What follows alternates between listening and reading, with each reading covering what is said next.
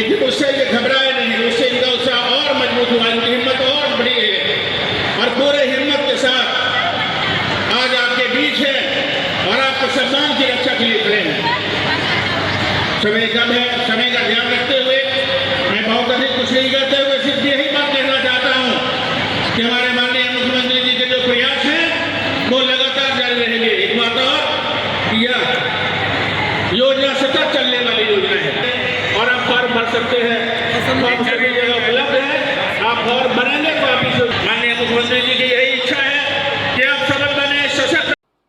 सबसे पहले यहां आए हुए सभी माताओं को मेरा जोहार।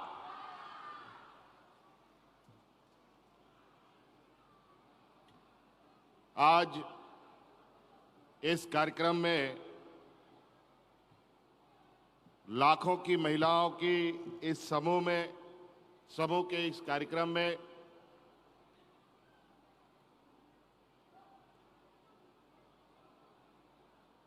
आप लोगों के उत्साह, आप लोगों के खुशियां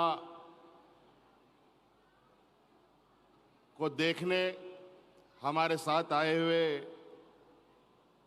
मंच पर आसीन हमारे मंत्रिमंडल सहयोगी सत्यानंद भोक्ता जी, हमारे साथ मंत्रिमंडल सहयोगी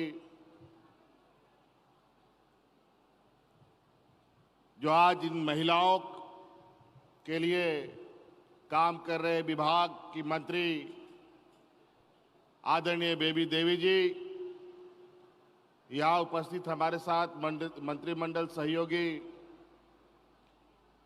दीपिका सिंह पांडे जी, यहाँ उपस्थित हमारे साथ मंत्रिमंडल सहयोगी वैद्यनाथ राम जी, यहाँ उपस्थित हमारे साथ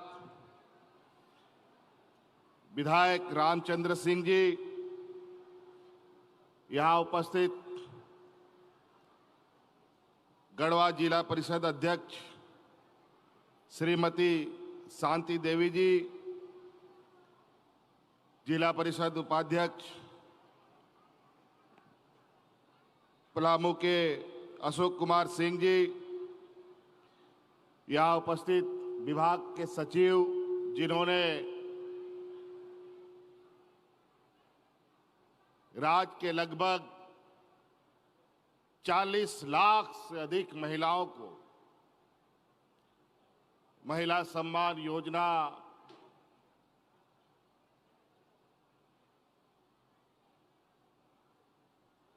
के लाभ पहुंचाने के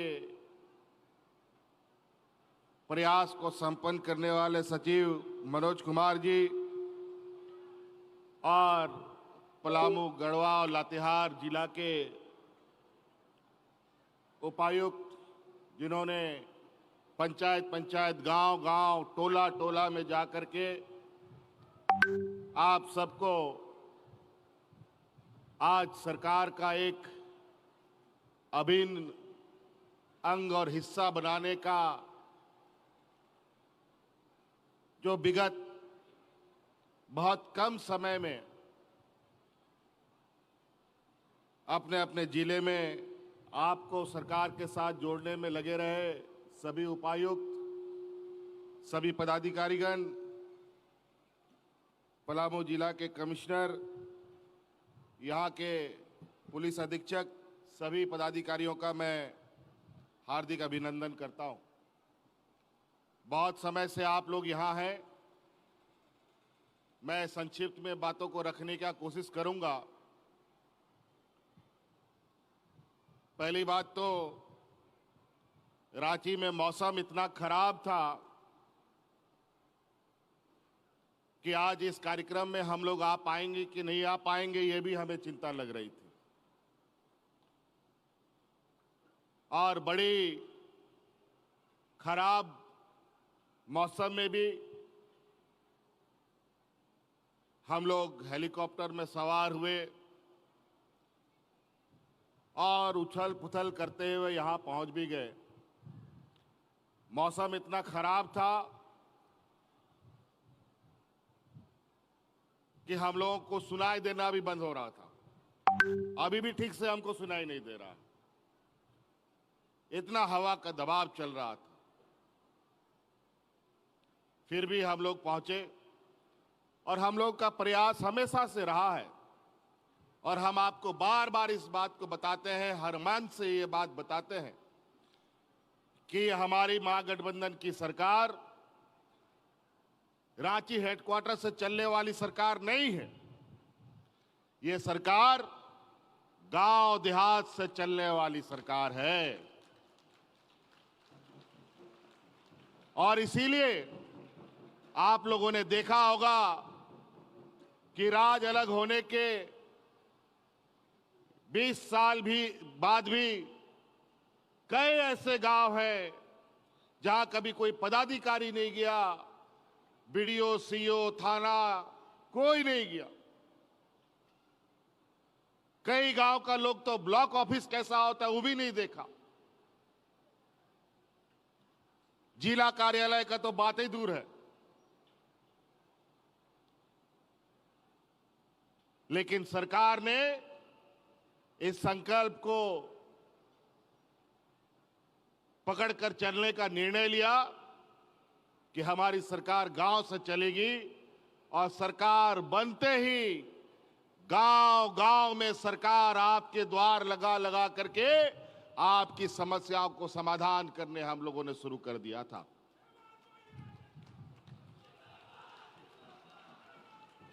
ये पहली बार मुख्यमंत्री मैया योजना के माध्यम से शिविरें नहीं लगी। इससे पहले भी पंचायत टोला टोला वार्ड में पदाधिकारियों ने पंचायत लगा करके गरीब गुरुआ लोगों को उनकी समस्या को सुना, समाधान किया और जो समाधान नहीं हुआ वो समस्या हम तक पहुंचा और निरंतर उन समस्याओं का समाधान करने में हम लोग लगातार लगे रहे। इसी कड़ी में आप लोगों ने देखा होगा कि कई सारी योजनाएं जो आपके गांव-गांव तक में पहुंच चुकी है। 2019 में हम लोग जब सरकार बनाए, सरकार तो बना लेकिन साथ साथ में समस्या भी बड़ी बड़ी आने लग गई। आपको याद होगा सरकार बनने के बाद कोरोना जैसा महामारी आ गया और ऐसा महामारी कि सबको अपना अपना घर में अपने से ताला लगा करके घर में ढुक करके रहना पड़ा। ऐसा था कि नहीं जी? ऐसा माहौल था, ये हालत था। उस महामारी में हाट बाजार, गाड़ी मोटर, दुकान सब बंद, कोई आदमी घर से नहीं निकल सकता था और हमारे राज्य से जो दूसरे राज्य में लोग काम करने चले गए थे वो लोग भी जहां का तहां फंस गया था, वो लोग भी घर नहीं आ पा रहा था। पूरा देश उथल पुथल हो गया। देश दुनिया में हमारे लोग फंस गए थे। चारों तरफ त्राहिमाम मच गया। उस स्थिति में भी हमारी सरकार ने हार नहीं मानी। आपको याद होगा कि उस महामारी के बीच में भी आपके गांव देहात के नौजवानों को, आपके परिवारजनों को हवाई जहाज और ट्रेन और बस से लाद लाद करके घर पहुंचाने का हम काम कर रहे थे।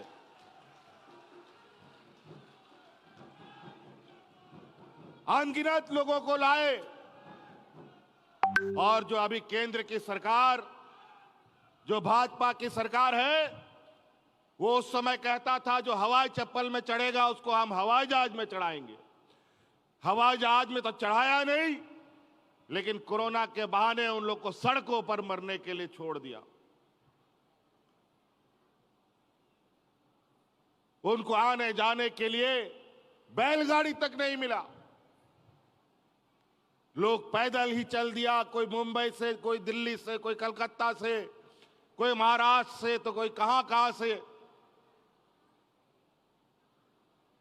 कई महिलाएं अलग अलग राज्यों से पैदल चल दिए अपना गांव के लिए हजारों किलोमीटर दूर, और इतना भयावह स्थिति कि महिला जो गर्भवती महिलाएं थी उन लोगों को सड़क में बच्चा लोग को जन्म देना पड़ा।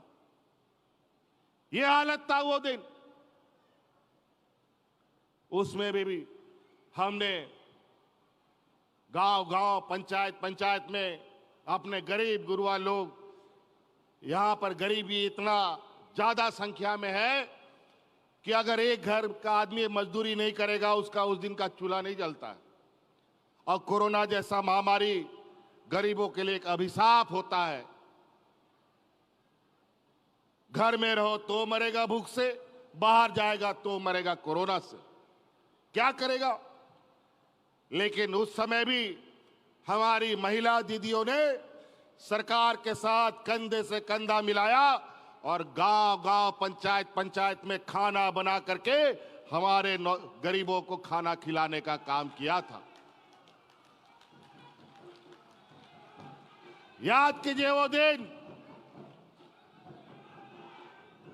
कि किस तरीके से हमारे राज्य की महिलाओं ने अपनी जान की परवाह किए बगैर हमारे इस राज्य की जनता को बचाने का काम किया और सरकार का साथ दिया।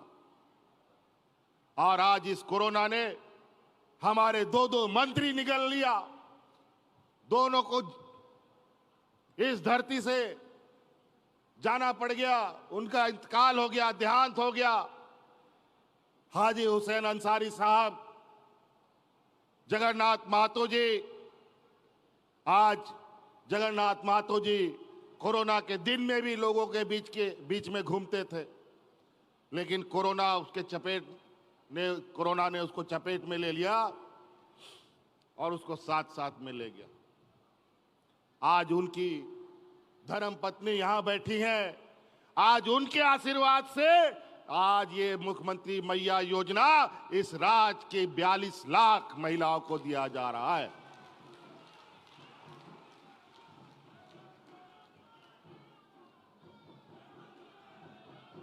आज एक योजना की क्या हम बात करें, हमने विगत 4.5 साल में जो लकीर खींची है, ये 20 वर्ष में क्या 50 वर्ष में भी खींच नहीं सकते। हमारे विपक्ष के लोग आए दिन षड्यंत्र रचते हैं। सरकार बनने के बाद कोरोना आया, जब कोरोना का बादल छटने लगा तो सरकार गिराने में लग गए। विधायक को खरीद फरोख्त, इधर चुराव उधर चुराव वाला हालत है। हमको भी झूठा केस में फंसाने का काम किया गया। आप हमको पहचानते हैं कि नहीं पहचानते? पहले हम कैसा दिखते थे, अब कैसा हो गया। हमको 2-2.5 साल तक इन लोगों ने परेशान किया, यहां तक कि जेल में भी डाल दिया। लेकिन कहता है भगवान के घर में अंधेरा नहीं होता है, और आज सच्चाई छुप नहीं सका, और आज हाई कोर्ट सुप्रीम कोर्ट के आदेश से हम आज आपके बीच में खड़े हैं। इन लोगों ने कोई कसर नहीं छोड़ा था, इन लोगों ने कोई कसर नहीं छोड़ा, क्योंकि हम लोगों का काम ही ऐसा था कि पहले हम गांव देहात को मजबूत करेंगे, गांव के गरीब गुरुआ आदिवासी मूलवासी दलित पिछड़ा अल्पसंख्यक को मजबूत करेंगे। अगर ये वर्ग मजबूत हो गया तो स्वतः राज्य मजबूत होगा और झारखंड भी मजबूत होगा। जब गांवें मजबूत नहीं होगा तो शहर को मजबूत कैसे किया जा सकता है? यह बड़ा विचित्र बात है। इसीलिए आप लोगों ने देखा कि हम लोगों का गांव देहात में 2, 4, 5 गो, 1 गो, 2 गो बूढ़ा बुजुर्ग लोग को पेंशन मिलता है, और कई बूढ़ा बुजुर्ग लोग दलाल के चक्कर में 5-10 हजार टका 200 टका दे करके ठगा जा रहा था। उन लोग का पेंशन का कार्ड भी नहीं बनता था। बेचारा पैसा दे दे के थक गया और मर भी गया, लेकिन पेंशन का कार्ड नहीं बना। इतना दलाल लोग वृद्धा पेंशन को लेकर सक्रिय था। हमने कानून बना दिया कि इस राज्य में कोई बूढ़ा बुजुर्ग लोग पेंशन के लिए नहीं इधर उधर भटकेगा, सब बूढ़ा को पेंशन देंगे।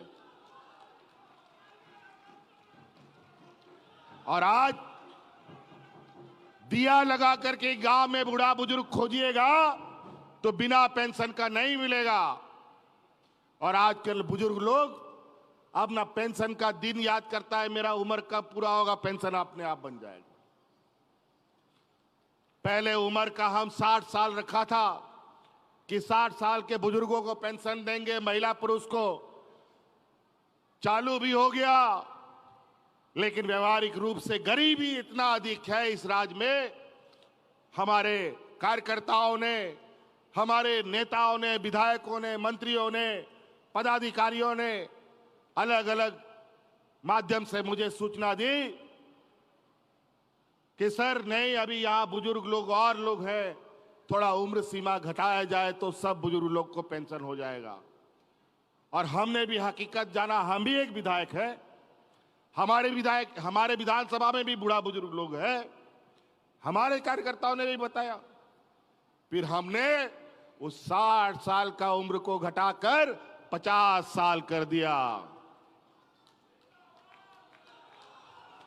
आज कोई 50 साल से ऊपर का बिना पेंशन का नहीं है गांव देहात में, बल्कि बूढ़ा बुजुर्ग लोग तो दिन गिनता है कि 50 साल मेरा कब पूरा होगा और पेंशन हमको मिलेगा। नहीं तो दलाल लोग हाँ आज बना देंगे, कल बना देंगे, करते करते बेचारा बुरा पार, पेंशन भी नहीं मिलता था और दलाल का घर और पेट उसी से पलता था। अब कोई दलाल का जरूरत नहीं है। उसी प्रकार हमारी बच्चियां गरीब गुरुआ के लिए सबसे अधिक बोझा के समान लोग मानते हैं। बेटी सब 10वीं 11वीं पढ़ाई पूरा कर नहीं पाती, मां बाप लोग दूल्हा ढूंढने लगता है। ये काम मत कीजिएगा। अब बच्चियों का ख्याल रखने के लिए आपका ये बेटा और ये भाई यहां खड़ा है और उनको पढ़ाना लिखाने का जिम्मेवारी अब हम लोग उठाएंगे। और इसीलिए पहले कदम में हम लोगों ने सावित्रीबाई फूले के माध्यम से इस राज्य की लगभग 9 लाख बच्चियों को जोड़ा है। अभी ये बढ़कर हमको लगता है 15 लाख होने जा रहा है। सभी बच्चियों को अब इंजीनियर, डॉक्टर, वकील, पत्रकार जो भी पढ़ाना है उसके लिए भी सरकार द्वारा गुरुजी स्टूडेंट क्रेडिट कार्ड के माध्यम से 15 लाख रुपया तक का सहायता राशि आपको देगी, जो मात्र 4% का इंटरेस्ट दर पर, और वो भी जब तक पढ़ाई पूरा नहीं करेगी या करेगा उसको पैसा वापस नहीं करना है। पढ़ाई पूरा करेगा, नौकरी लगेगा, तब धीरे धीरे आप बैंक को पैसा वापस कर दीजिए। और कोई चीज बंधक नहीं रखना है। गुरुजी क्रेडिट कार्ड लेके जाओ बैंक में, आपको 15 लाख रुपया तुरंत स्वीकृत हो जाएगा। तो कई ऐसी चीजें हैं। और हमारे विपक्ष अभी कल सुने कि आक्रोश रैली निकालेंगे, युवा आक्रोश रैली। अजीब हालत है। युवाओं का तो भविष्य बेड़ा गर्क कर दिया इन लोगों ने। पूरा देश में जो सबसे अधिक नियुक्ति जहां होता था, फौज में सबसे अधिक नियुक्ति होता था, वहां नियुक्ति बंद हो गया। रेलवे में सबसे अधिक नियुक्ति होती थी, वहां नियुक्ति बंद हो गया। कोल इंडिया में सबसे अधिक नियुक्ति होती थी, वहां बंद हो गया। बैंक में अधिक नियुक्ति होता था, वहां नौकरी बंद हो गई। अब सारा नियुक्ति का भार राज्य सरकारों पर पड़ गया। फिर भी हम लोगों ने हार नहीं मानी। अलग अलग माध्यमों से लगातार लोगों को हम लोग नियुक्ति दे रहे हैं। छोटी बड़ी संख्या में आज के दिन में हजारों नियुक्ति हम लोगों ने दे दी है जेपीएससी के माध्यम से, चाहे वो पंचायत सचिव की नियुक्ति हो, शिक्षकों की नियुक्ति हो,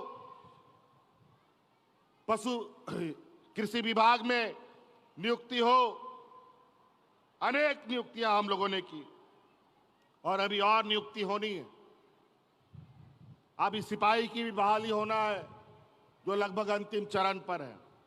अभी उत्पाद सिपाही का भी बहाली होना है, वो भी प्रक्रिया अंतिम चरण पर है। हम लोग लगे हुए हैं। जितने अधिक से अधिक लोग और सरकार की अधिक से अधिक खाली पदे भरी जाए, इस पर हम लोग निरंतर प्रयासरत हैं। नियम कानून कायदा कानून कभी बना ही नहीं, और हम लोग कायदा कानून बनाते हैं, नियम कानून बनाते हैं, तो ये लोग आज संवैधानिक घोषित करा देते हैं। हम लोग स्थानीय नीति नियोजन नीति बनाए, कोर्ट में इनके लोग जाकर के खड़े हो गए, कोर्ट में इन लोगों ने शिकायत दर्ज कर दिया और इनके पास बड़ा बड़ा वकील, इनका जज लोग दोस्त, और इन लोग के माध्यम से हम लोगों के कानून को असंवैधानिक बताता है। और वही चीज इनके सरकार में दूसरे राज्यों में कानून बनता है तो वो संवैधानिक हो जाता है। अजीब हालत। फिर भी हम लोग निरंतर प्रयासरत है और इनका षड्यंत्र को आप लोग पहचानिए। ये लोग हिंदू मुस्लिम अगड़ा पिछड़ा के नाम पर, सिख ईसाई के नाम पर, आदिवासी गैर आदिवासी के नाम पर आप लोग के बीच में जहर घोलने का काम करेगा। अभी हम लोग का नवंबर दिसंबर में विधानसभा का चुनाव होने जा रहा है। इससे पहले अभी लोकसभा का चुनाव हुआ, उस समय भी इन लोगों ने हिंदू मुस्लिम किया, लेकिन देश की जनता ने उनको इतना जबरदस्त तमाचा मारा कि सरकार बनाने के लिए उन लोग को बैसाखी की जरूरत पड़ गई। पूर्ण बहुमत की सरकार से उठा के पटक दिया। इस बार झारखंड में जो विधानसभा होगा, अगर हर एक घर में खुशहाली चाहिए, हर एक मां बहनों के चेहरे पर मुस्कान चाहिए, जो हम लोग का काम चल रहा है वो अनवरत चले। हमने कहा है पहले भी, ये हम लोगों ने शुरू किया है 1000 से और ये चलता रहेगा। और आने वाले 5 सालों के अंदर आपके घर में 1-1 लाख रुपया पहुंचाने का हम आपको वादा करते हैं।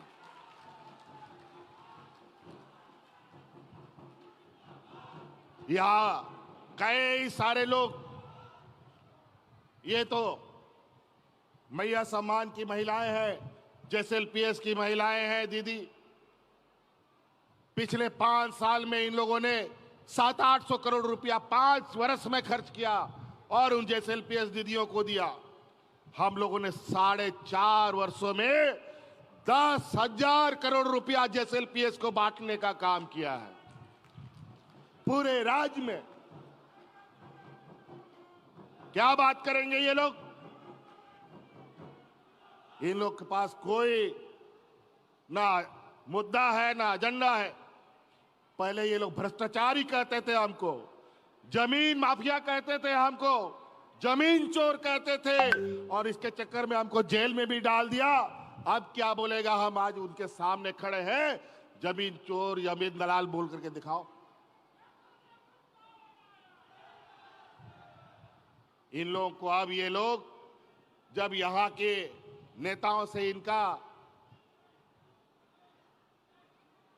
इस राज्य का हालात नहीं संभल रहा, इनकी पार्टी नहीं संभल रही, तो ये दूसरे राज्यों से, छत्तीसगढ़ से, असम से नेताओं को लाते हैं, मध्य प्रदेश से नेताओं को लाते हैं और यहां पर झूठा बयानबाजी करवाते हैं, द्वेष फैलाते हैं, विधायक सांसदों को तोड़ने फोड़ने, पार्टी को तोड़ने का काम करते हैं, अलग अलग तरीके उपाय करते हैं सरकार को काम कैसे ये ना कर पाए, दिन रात इसी में लगे रहते हैं।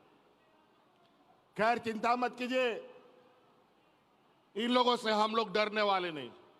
आप लोगों का ताकत, आप लोगों का साथ अगर हमारे साथ है तो ऐसे हजारों नेता, लाखों नेता आएंगे और वापस चले जाएंगे। इस राज का कोई बाल भी बाका नहीं कर पाएगा। तो इसलिए साथी, बातें बहुत है और आप लोग इस गांव देहात से आए हैं, बहुत दूर दूर से।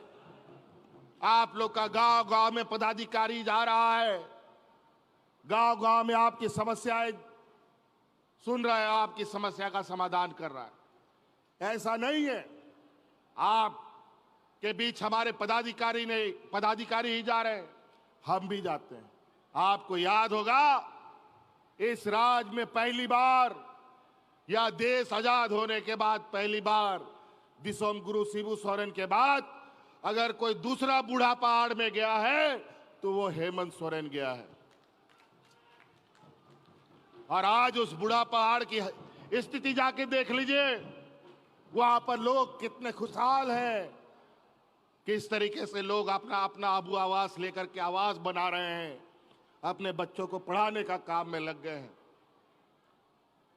तो इसलिए बहुत सारी चीजें हैं, आबू आवास, सर्वजन पेंशन, मुख्यमंत्री सावित्री बाई फूले योजना, मुख्यमंत्री मैया योजना। हम आने वाला समय में आपको इस कदर बनाना चाहते हैं कि हमारा गांव का लोग किसी के सामने भीख ना फैला, हाथ ना फैलाए और अपने बाल बच्चों को पढ़ा करके काबिल बनाए और गांव का भी नाम रोशन करे, माँ बाप का भी नाम रोशन करे और इस राज्य का भी नाम रोशन करे। तो इसलिए बातें बहुत है, बाद में हम लोग और सभाओं में मिलेंगे। मौसम अभी भी खराब है, वापस भी जाना है। इन्हीं बातों के साथ यहाँ आए हुए सभी माताएं, बहनें, नौजवान साथियों को, बड़े बुजुर्गों को मेरा पुनः जोहार है, हार्दिक अभिनंदन है, शुभकामनाएं हैं। जोहार।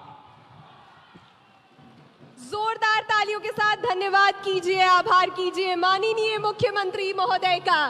निश्चित ही ये सरकार गांव से चलने वाली सरकार है। और अब इस कार्यक्रम के महत्वपूर्ण क्षण, माननीय मुख्यमंत्री महोदय के कर कमलों द्वारा स्वीकृति पत्र का वितरण। झारखंड मुख्यमंत्री मैया सम्मान योजना के लाभुकों के बीच स्वीकृति पत्र का वितरण, क्योंकि अब ना होगी कोई लाचारी। सरकार ने कर ली है पूरी तैयारी।